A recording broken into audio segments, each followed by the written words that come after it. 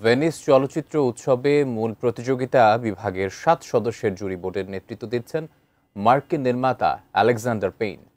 স্বর্ণসিংহ পাবেন কোন নির্মাতা তা জানা যাবে শনিবার। ইতালি ভেনিস থেকে আরও জানাচ্ছেন বিশেষ প্রতিনিধি ইমরান হোসেন সুমন।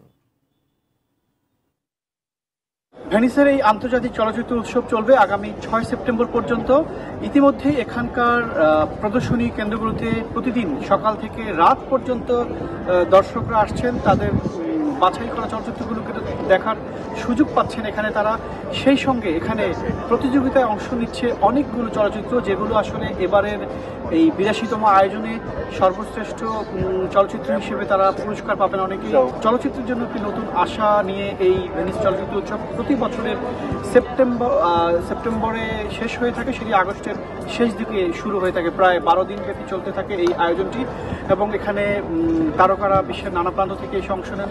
চলচ্চিত্রগুলো দেখা হয়, সমালোচকরা সেগুলো নিয়ে যাচাই বাছাই করেন এবং আগামী 6 সেপ্টেম্বর যখন এটি শেষ হবে, আনুষ্ঠানিকভাবে এর পর্দা নামবে, তার আগে অনেকগুলো চলচ্চিত্র দেখার সুযোগ পেয়েছেন এখানকার দর্শকরা।